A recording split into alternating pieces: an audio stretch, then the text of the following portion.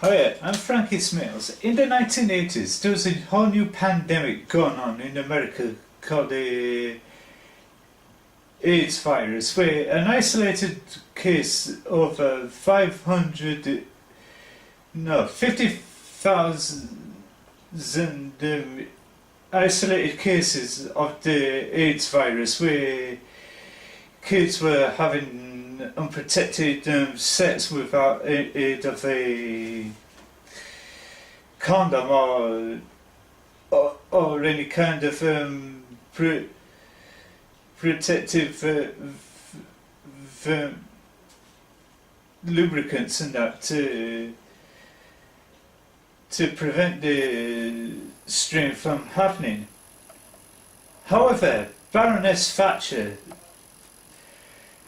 felt strong about this subject about it happening in America, and at the same time it was starting to happen in this country, where we started off with an isolated case of 20,000 that are infected, and it's getting worse. Britain threatened by gay virus plague. By Barbara Jones, the medical correspondent for some paper called the Mail, which is a British-based tabloid. In a short paragraph, the killer AIDS virus is now spreading at the rate of about 100 cases a day in London alone. Doctors estimated that there are as many as 20,000 people are already infected and will be carriers and etc. So the way Baroness Thatcher at the time could get their message across to the United Kingdom is by shocking people. With a hard-hitting campaign called AIDS Don't Die of Ignorance. Gay or straight, male or female, anyone can get AIDS from sexual intercourse, so the more partners, the greater the risk. Protect yourself, use a condom. But which the ad campaign itself was intentionally shocking, which featured a monolithic volcano that was about to erupt, and this guy was chiseling the word AIDS into this granite stone thing, and it collapses and it says AIDS Don't Die of Ignorance, with the voiceover by John Hurt, which shot to 500,000 of people in the United Kingdom. However, in conjunction of the campaign, of the advertisement, came with a booklet. To say this is not the original booklet, because I can find this on, I only could obtain it on the line, but yeah, it was it's a shocking, compelling advertisement. This AIDS Don't Die of Ignorance was voted one of the most scariest moments in TV history for advertising purposes. It's a page by page detail of what to do with indicator and how you do become infected. How can you protect yourself from AIDS? Do you need any more information? And if you think you are infected, what about things that pierce the skin? And other things like, what can't you catch from virus, from the virus contagion? How safe is it abroad? That type of thing, which is generally things you do and you do, the do's and don'ts, and how to avoid becoming infected by the AIDS pandemic. However, due to the nature and intent of the advertisement at the time, it became a strong, hard-hitting storyline in the TV's soap opera EastEnders, centralised the character of Matt Fowler, played to perfection by Todd Carty. That was announced in the show. His character announced in the show that he was developing the AIDS contagion. Yeah, it was a compelling advertisement, to say the least. To say it developed that shock value, and that's what the Baroness Thatcher at the time was going for. It was not a light-hearted campaign by any stretch of the means. It was there to shock and terrify people about this contagion, and John Hurt did a fantastic job, did a voiceover for the actual campaign. To say must have did a drama about his character that developed the virus and that. It was a compelling, shocking advertisement. This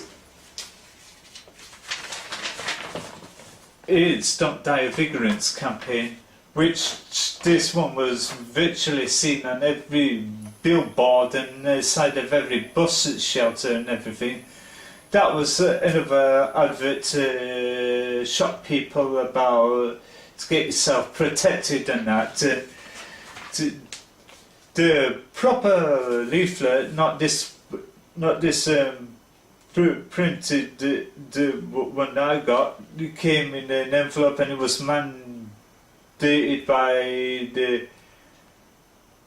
the health office with Maggie Thatcher that must be sent to every home around the UK, the homes with families, should I say, and to get them spread the awareness about this AIDS contagion. However,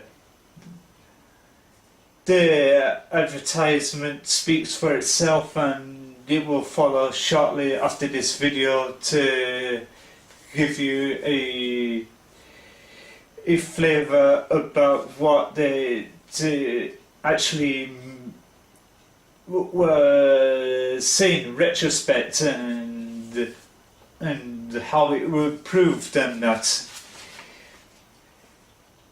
To say that there's still isolated cases going on today, but it was an expensive thing to finance this treatment of AIDS in America. To say it was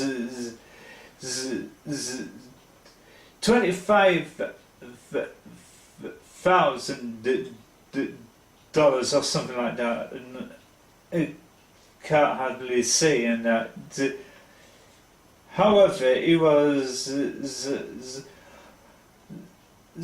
not enough to fund for the treatments, and they ratcheted it up to 500,000, which was there to treat people who got the contagion, and that in order to counteract it. However, it did take the period of 5 to 8 years of continuous testing to see if it's a viable treatment to start rolling out. I'm not sure the vital statistics of how much it cost in the UK at the time. It didn't say in this paragraph. All it says said it was started off at 100 cases to begin with. Then it went up to 20,000 that are infected and getting worse. Britain threatened by gay virus plague. Killer blood tests ordered at donor centres. A new curb on AIDS peril. And etc. Yeah, it was a compelling case of the AIDS virus in the 1980s. It was a shocking time or period the contagion began. It was not to take as a laughing matter. It was to take it very serious. This AIDS pandemic and that, and before it got, like I said, this was the most intensely shocking campaign. This AIDS Don't Die of Ignorance campaign, and that's all I could say. And the following will be the actual campaign itself. Due to the nature of this advert campaign, it contains scenes of strong subjects aimed for a mature audience, and enjoy the following commercial for AIDS Don't Die of Ignorance. And this is me, Frankie Smales. Enjoy the advert campaign.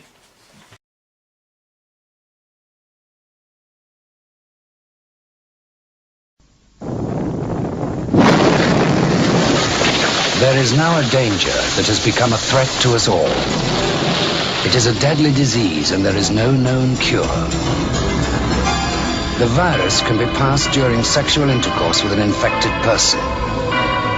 Anyone can get it, man or woman. So far it's been confined to small groups, but it's spreading. So protect yourself. And read this leaflet when it arrives. If you ignore AIDS, it could be the death of you. So don't die of ignorance.